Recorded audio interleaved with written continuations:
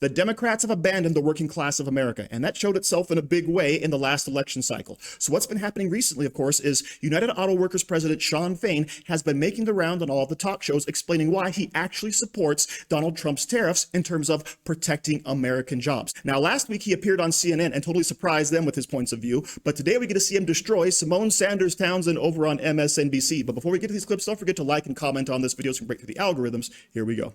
Donald Trump is not doing what other presidents have done in the past. This is very different. So this is dangerous. And I do think the people that are walking around talking about like the sky is falling, Chicken Little, they are probably right this time, no? No, I don't believe they are. No, look, here's the problem.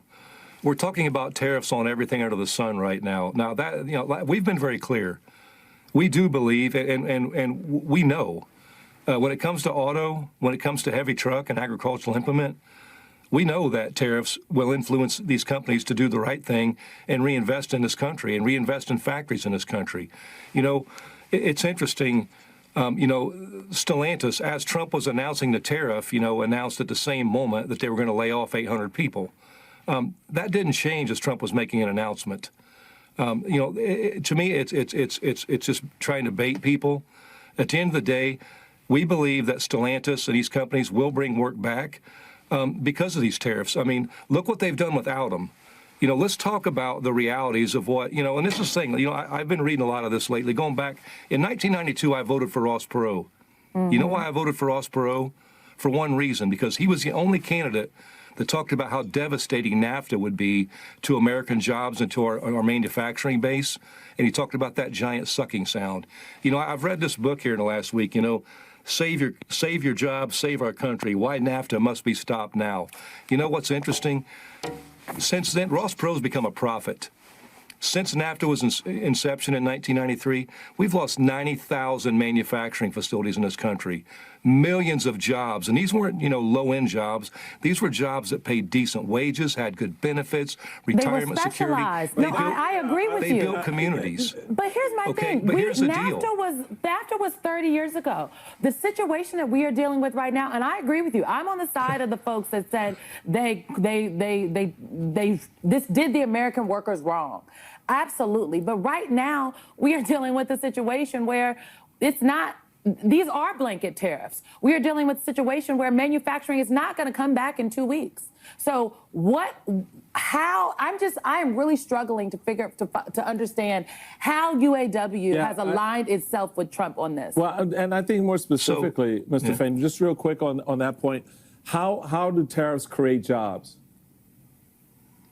So first off, NAFTA is still causing us to lose jobs in this country. That's true. Our broken trade system is still causing us to lose jobs in this country.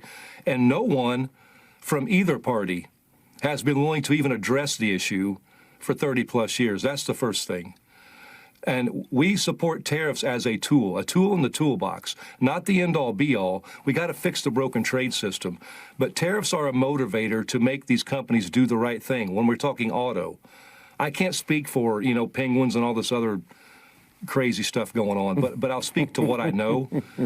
And, you know, when we talk about parts, there's an exclusion for parts sector right now. The reason there's an exclusion is because we've been talking with the administration about how to make these tariffs work, and they've been working with us on that. And unfortunately, and just to be honest, you know, we've been very clear when it comes to politics in the UAW since I took over. You know, we're not going to just vote for someone or support someone because of what letters in front of their name. Those days are over. We expect people to deliver for working class people. And, you know, while we extremely disagree with a lot of the egregious things that this administration is doing, you know, attacks on diversity, equity, inclusion, attacks on federal contracts for workers, you know, attacks on NLRB, on OSHA, where we just had a fatality recently. You know, we need more OSHA regulation, not less. You know, we disagree on all those things, on attacks on free speech, you know, on workers that protest. But where we agree is we agree something has to be done to fix this broken trade system. And we've been working very hard with them to make sure that in auto it's done the right way. And I do believe, you know, like I said, the fear out there now is it takes 3 years to build a factory. We don't need to build factories. We can utilize the excess capacity we have in this country right now and put tens of thousands of people back to work. It's a choice. That is how it's done, all right? You have Shawn Fain coming out and saying for 30 years, we have been taking advantage of. For 30 years, we've lost 90,000 factories and we've lost millions upon millions of American jobs. Good paying jobs with benefits, with retirement, all right, with healthcare. So you think the Democrats would be all on board about bringing them back. But of course, what does Symone Sanders-Townsend actually say? That was 30 years ago. We have problems today. Yeah, these problems didn't start overnight, right? It's taken 30 years to get this bad, and it's only going to get worse, okay? The point I love to make about all this is there's not anything we make in this country that couldn't be produced cheaper at slave labor wages someplace else. So we have to have some amount of protectionism. And the first thing we can do, of course, is get rid of all these crappy trade deals. I love how he brought up Ross Perot, because the reason Ross Perot had such support back in the 90s was because he was out and out for the working class person, all right? And by the way, that's why Bill Clinton won his election twice as president, not because he was a better candidate, but because Ross Perot was out there taking away a whole bunch of independents and Republicans from basically the establishment Republicans who were running at the time. But Shawn Fain has to point out that yes, it may take a little while to build new factories, but we don't necessarily have to build new factories because we have excess capacity. And this was proven, by the way, during COVID, right? When My Pillow Man, I can't remember his name right now,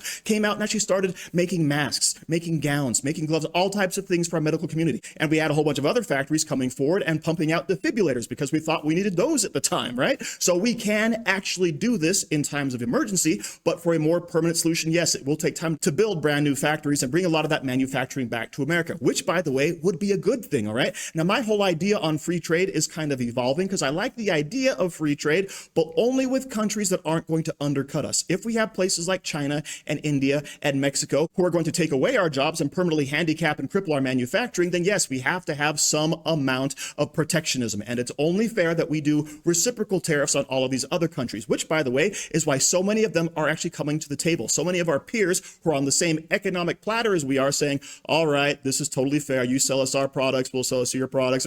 It's all going to work out fine in the long run. But then, of course, Shawn Fain has to kind of ruin the whole momentum he has going for him and say, yeah, we actually support DEI and a lot of these overregulation things that we have going on right now. Okay, so yeah, Democrats, please go ahead and be the party of DEI, run on that platform, see how far it gets you. And it's a shame that he's so open-minded in one area, but not so much in another, all right? So this is what we need right now, a focus on stopping the bad trade deals, a focus on getting rid of NAFTA in all honesty, and a focus on bringing back manufacturing to this country. There are so many good jobs with good benefits that would be available to American citizens right now that we have just happily shipped off because we want cheaper goods, despite the fact that millions of people now don't have the income to even buy those cheap goods because they lost their jobs, even unbeknownst to them over the last 30 years. So thank you very much for watching. Don't forget to like, share, comment, subscribe, and say hi to your mom for me.